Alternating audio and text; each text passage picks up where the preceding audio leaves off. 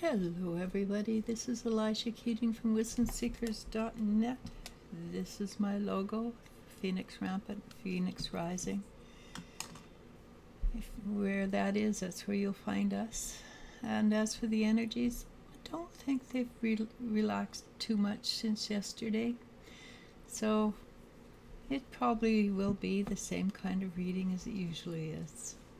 This is for the fire sign Aries, Leo, Sagittarius, and earth signs Taurus, Virgo, Capricorn. Having said that, this is for July 13th. We're almost halfway through this month, oh my gosh, 2023. So, fire sign, earth signs should... The first cards up are pretty impressive, actually. At the Empress, which is, of course, a major arcana. And the Empress is all about... Oh, look at that. The Empress is all about abundance. How our perception of abundance. It's not particularly about money, but it's about living a good life. And that's something that we are entitled to, which people don't realize. And so we tend to live a life of lack because we think we deserve lack. Well, we don't. And the sooner we realize that, the better it is for everybody. Queen of Cups is the next card up, and that is all about how intuition, feminine form of intuition, which is you sit there and you allow it to come. You know something, you hear, you smell. And there's so many different clairs that you can use, or you can have, that it makes life interesting. With you have clairsentient, where you can, I think it's clairsentience, where you hear things. It can be very difficult to turn it off, but it is to your benefit to be the master of your clairs, not to be the servant of your clairs. Because, well, it can drive you a little insane with you smell things all the time that don't belong, and it's constant, or you hear things that's constant, or hear voices that's constant. You do want to be able to turn things off. And I know that doesn't happen to me, but I do know there's a few people that have gone a little bit crazy because they didn't learn how to turn it off. And that was at the beginning stages when we were starting to move up into the higher energies, when people would come in and they were really super sensitive. I haven't heard of it recently. But I have heard, but it is a very strong potential. You do want to be you do want to be the master of your tools. And we've worked hard to get our tools, so yes, we should be the master of our tools. And I'd like to skip back a bit. Today is a very interesting day because I pulled both the Emperor and the Empress, which I haven't done for a while now. So this is a very strong day that we want to be the master of our own life. This is a day that to try to reach mastery. And how do you do that? Again, use your intuition. Use the tools that you have learned through the School of Hard Knocks. Be in balance. Keep on, and maybe just keep on doing the same thing you have been doing for quite a while, because it's very, you need to stay focused. And if you're doing the right thing and it's taking time, and it seems like it is taking time, this is the Seven of Cups, then you want to take that time and allow the universe to come in and point the way. You don't look for it. You allow the universe to point the way. And that's not what we're trained. We're trained to take responsibility for our own actions. And funny thing is, being in sync with the universe is being responsible for your own actions, because you are part of the universe. But we feel separate. So if we can allow ourselves to feel part of the universe, that will bring us up to the higher levels of the magician, not the magician, he's here too, but the Empress and the Emperor, and that will bring us into a new form of abundance and positivity.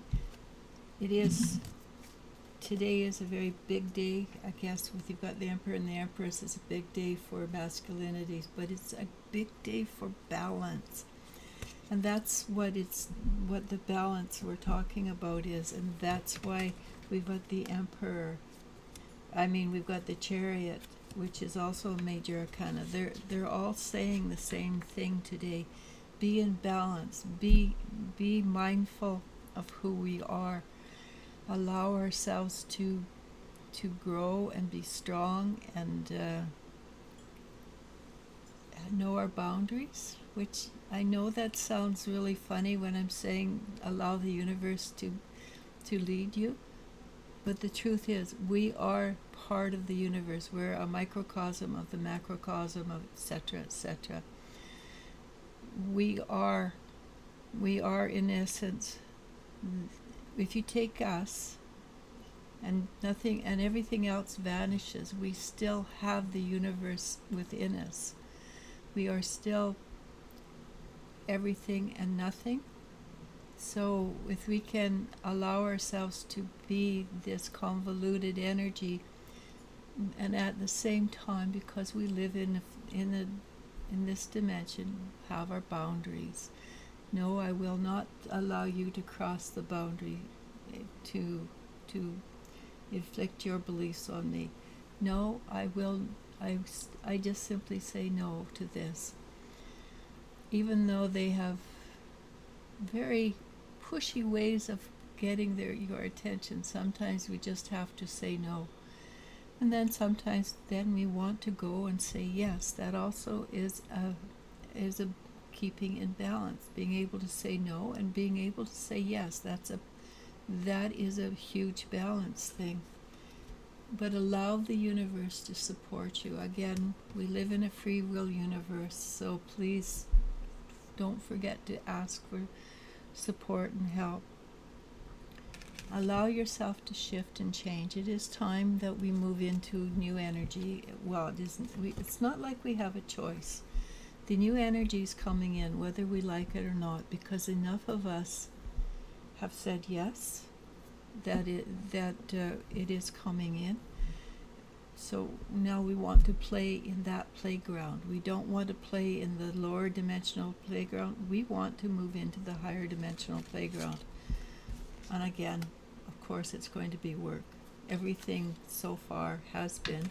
Why would it change today? But part of being in the balance of the positive negative energy is that we have reached to the level where at least some of us, where consciously and some people unconsciously, are at the level of the magician, where we pull the higher energies in and kind of spread it around, make it work within the lower dimensions. It will take years, not hours, not days, but years for everything to balance out. How long? Well, there's people that think it'll happen in a 3-minute flash. I'm not one of them. I think it will take between 5 and 10 years to get back to a place of equilibrium. Other people think it'll take 100 years. Let's do the middle ground, because most of us are powerful creators, and for one